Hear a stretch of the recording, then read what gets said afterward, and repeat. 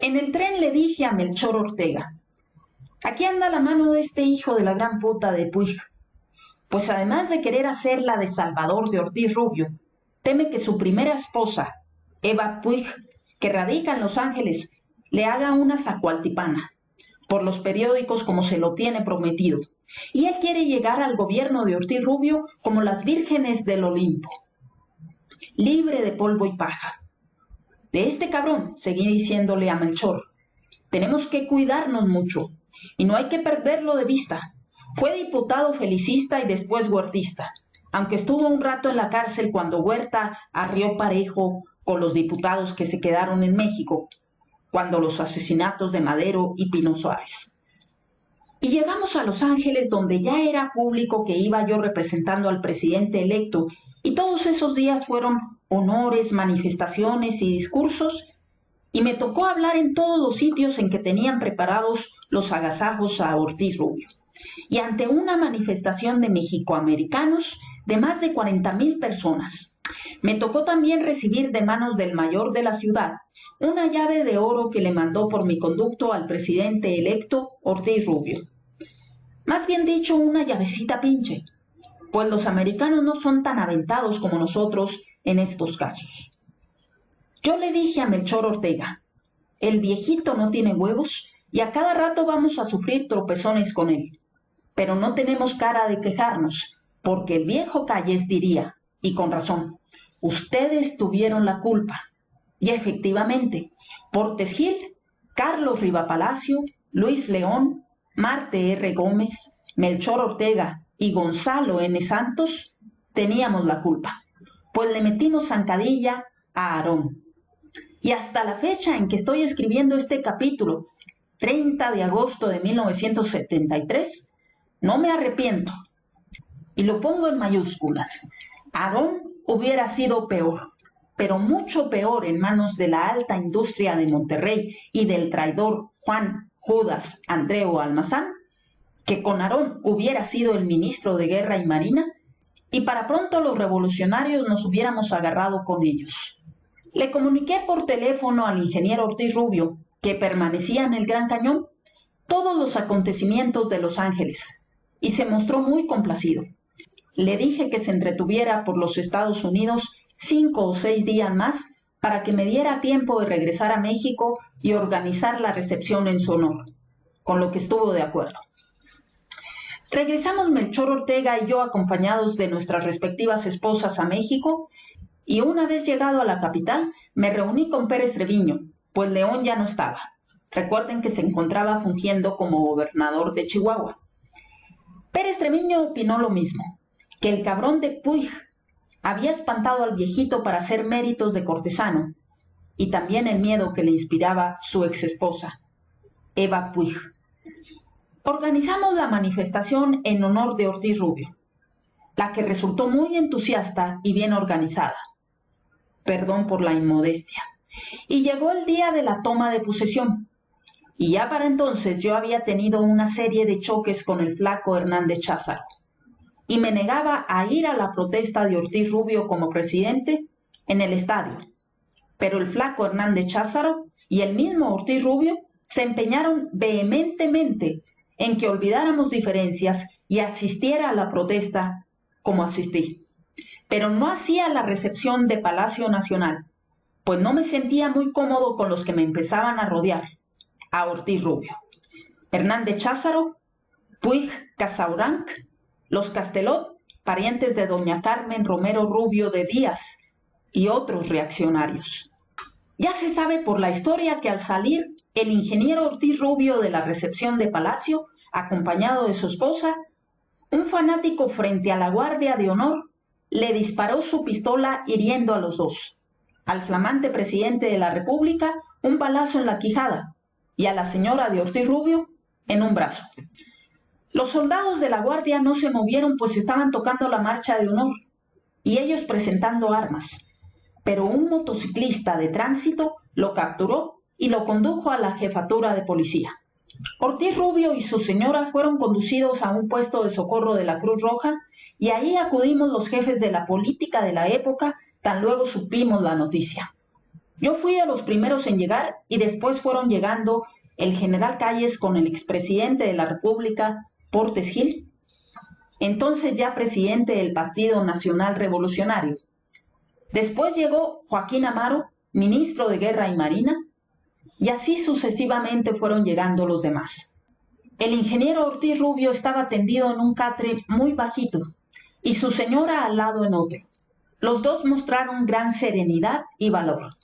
El ingeniero Ortiz Rubio no podía hablar porque le dolía la herida en la quijada. Tenía el hueso roto, sin embargo me dio un apretón de manos y me dijo: compañero, no hay que dividirnos. Yo no le oía bien lo que me decía y me senté en el suelo y casi pegué mi oreja a su cabeza, y entonces sí le entendí bien lo que me dijo, a lo que le contesté: por mi parte estoy a sus respetables órdenes, señor presidente. La señora meneaba la cabeza en señal de aprobación. Me acerqué a ella y le mostré mi pena por lo que había sucedido, y ella me estrechó la mano, sonriente. Después fuimos saliendo todos y dejamos a los heridos con los médicos y a Hernández Cházaro, que se quedó con algunos de la engorda.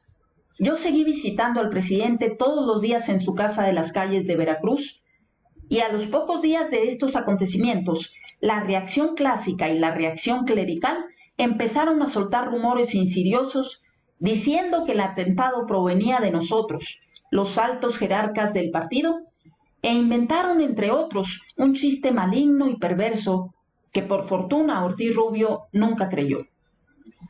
Preguntaban: ¿quién mandó a laciar a Ortiz Rubio? Y se contestaban: cállese la boca, pórtese bien, y el martes santo se lo dirá. Lo que quería decir, según ellos, que el general Calles, Portes Gil, Marte Gómez y el senador y diputado Gonzalo N. Santos habían sido los del atentado. El autor material de este hecho, como lo sabrá todo el que haya leído esos acontecimientos históricos, se llamaba Daniel Flores, originario de Charcas, San Luis Potosí, instrumento ciego del cura Romo, quien fue el que organizó este atentado, el que ensayaron varias veces en las cercanías de Charcas el cura Romo y su instrumento Daniel Flores.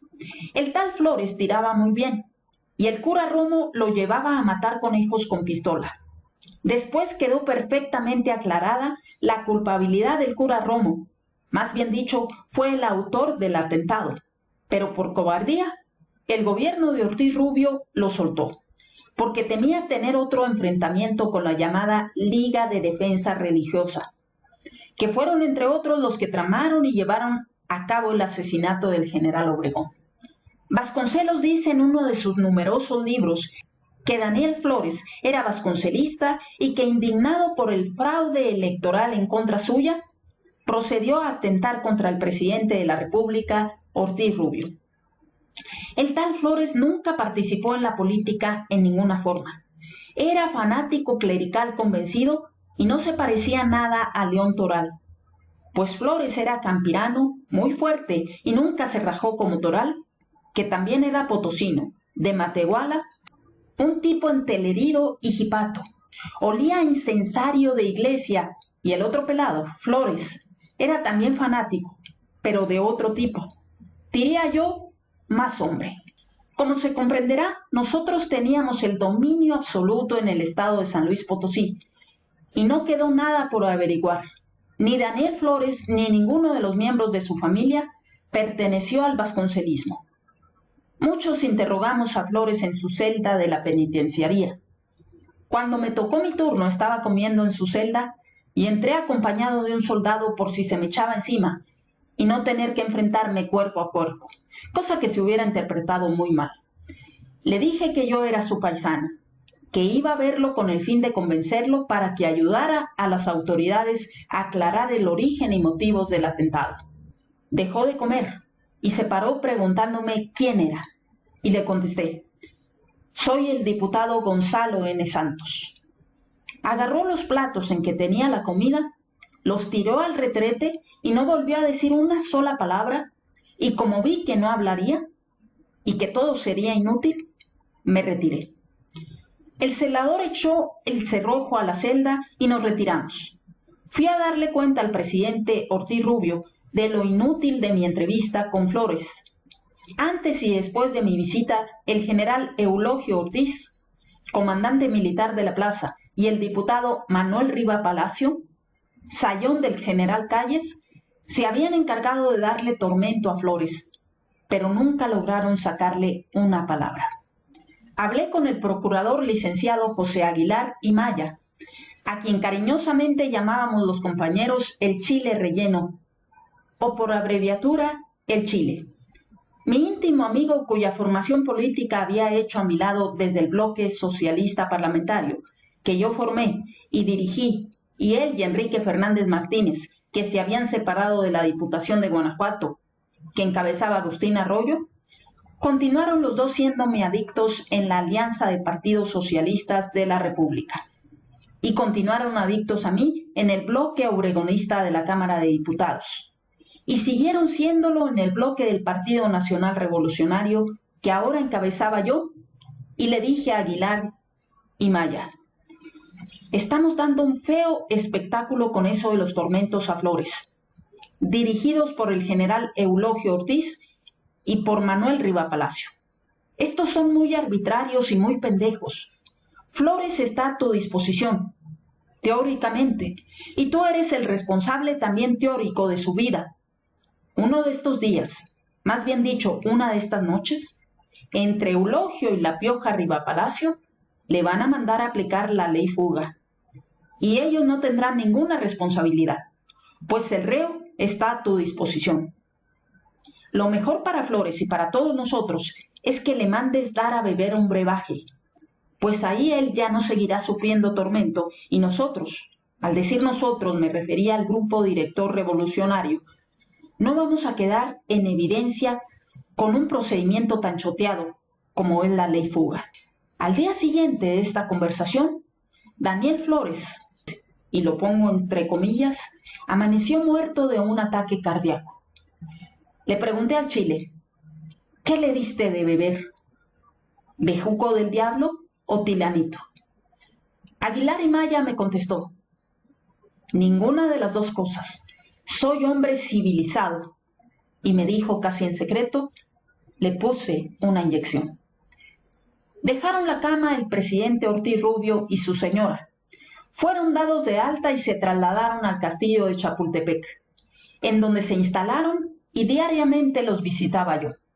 Para entonces ya era senador de la República por el Distrito Federal, presidente de la Gran Comisión del Senado, lo que quería decir líder de la Cámara de Senadores, pero a la vez diputado por el 8º Distrito de San Luis Potosí, y el ser presidente de la Gran Comisión de la Cámara de Senadores quería decir líder de las dos cámaras. Por necesidad de la lucha revolucionaria, le estábamos dando un poco de tormento a la Constitución.